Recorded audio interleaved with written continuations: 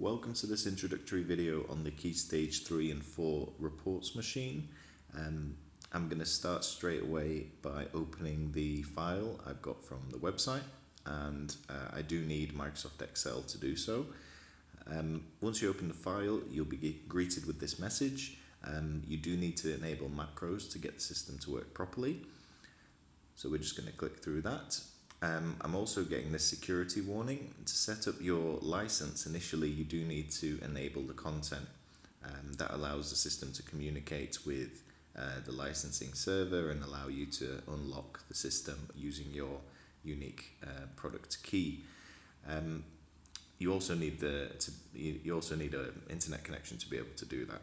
So now the system is sort of open. We just need to go into the license at the bottom, and in here I'm just going to copy in my product key, and as you can see it's got my name there and it's got my expiry date for my system. You only need to do the section once and just taking some time to have a read through the various policies and information on this sheet. Once we've done that, the system is up and running. There is already sort of 2 example students in this one. So we've got James C and we've got Emily F.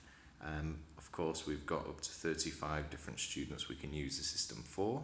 But in essence, this system allows you to generate report comments for students based on their data. Once they're generated, you can even refresh them, and you'll get up to 25 different combinations of comments per student. I'll show you how this sort of works from the beginning. So I'm going to delete all this data for James C, and as you can see, it's telling me to enter student data. Now I've set the system up for Year 7 Maths for this example, and there is a minimum level and maximum level. These are linked to the 9-to-1 or 8-to-1 levels in the UK sort of, and leading towards GCSE kind of levels. We've also set up the report period here as term just to begin with, but you can change this to any period of time, and I'll show you a bit how that works a little bit later. So I'm going to give James C maybe a 3, a 2 and a 1. Now based on this data, James gets a comment automatically generated. So if we ever read through this, we can see if it makes sense just for this data that we've entered. James has had a successful term in maths class and has achieved a level 3 overall. James did especially well in the number topic. His fundamental understanding here has paved the way for his great results across all assessments. To maintain his high overall grades in future, James should focus particularly on statistics topics and explore additional analysis methods. James has shown excellent progress and kept up with the pace this term. I believe he will soon see the top level if he can if he can maintain his focus. So I would agree with that comment. It's picked up that he's got a high score in number. It's picked up that he's got a low score in statistics. It's understood his average level is 3, and it's mentioned it here as well. And I can refresh this and I will get basically the same kind of comment but worded differently. That's useful if you have a load of students with the same kind of levels. You can have up to 25 of them in your class with the same levels, and you will still get a unique comment for each one. We've also got some optional comments here. So in the Key Stage 3 and 4 system, you can add a target level. So let's say James' target was a 3 as well. So if we put a 3 in there, and you read through this now, so James has found success in math lessons this term and achieved a level 3 overall. This is in line with his target level. Excuse me. So as you can tell, it adds in this little sentence here that talks about level. If his level was, his target level was a 2, it says this is above his assigned target level. So it actually compares his average level and the target level you've set. Now you don't need to include that. We can just delete it and it disappears. Moving on to the effort. So if we enter, let's say James put a reasonable amount of effort in, and you can score it from 1 to 3. So let's put a 2 for effort. We've now got a comment in here about effort. So it's the second sentence in. His results for each topic have been mostly consistent this term, and he has always put a good level of effort into the content covered. So it's sort of shown that he's put in a good level of effort, but it's also actually mentioned the consistency in these grades.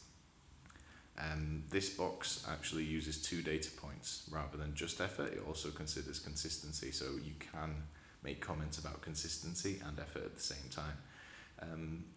Organisation and homework work in a similar way. To get it to work sort of in the best way, you will need to assign kind of a score of 1 to 3 for general organisation and homework for each student. So let's say his organisation was pretty good, but his homework wasn't so good. Towards the end here, it adds this comment in. Though his organisational skills seem good overall, his attitude to homework requires improvement. So you get the idea. It's adding in extra sentences based on some optional data. And the more data you have on the student, the longer the comment and the sort of more appropriate the comment is to that student. Excuse me. Now you may be wondering, okay, well, he also actually got a level 3 in algebra. How does the system tell which is his sort of strength? Well, in this case, it can't. It has to choose one of these two, so it just chooses the first one. Likewise, if this was 1 as well, it will mention he needs to improve his level for geometry, because it's actually just picking the first of the low grades, if you will. Now we can adjust this here. So notice these are A, B, C, and D, and each topic is labelled A, B, C, and D. So if we want to actually sort of override the system and say, well, actually, James did particularly well in algebra, which was B, we can put B in there, and maybe we want his target to remain as statistics, and we can put D in there. And then even if we refresh the sheet, it will always sort of praise him for his strengths in algebra, which was the second one, the B, and it will talk about improving his statistics, which is D. So this allows you to actually take some control over the strength and target kind of comment inside the whole sort of written report. Once you're kind of happy with this, you can hit save here, and that jumps the comment into here. Now notice that this one is actually different now. These can be refreshed, whereas these can't. So I'll show you that again. If we say we've read through this particular comment, and when I hit save, this one will jump into here, but then the new one will appear here as well. So you see, so this is slightly different. So basically your saved comments live here, and they are plain text. So you are able, in the top, this might be a little bit easier to see, up here you can actually add extra text, or you can actually remove, you know, sentences and so on. You can completely modify that. That's no longer sort of part of the machine. It is, I'll just save that as it was. So this allows you to have even more control over it. But if you set up your comments in the best way, you won't ever be able to, well, you won't ever need to really adjust or mess around with anything. You will just be able to generate very accurate comments every time. Now, moving on to the comment bank, I'm going to talk you through exactly how best to write these kind of comments in a future video. But for now, when you use the system, you'll notice that the comments come from here, and the comments in these boxes are actually live comments, which means these are the exact comments that are used to build this sentence and this paragraph. So if you change any of these, they will automatically start to appear in this generated comment. Like I said, I'm going to talk to you about how to change these, and the kind of help is and guidance is at the top of the sheet as well.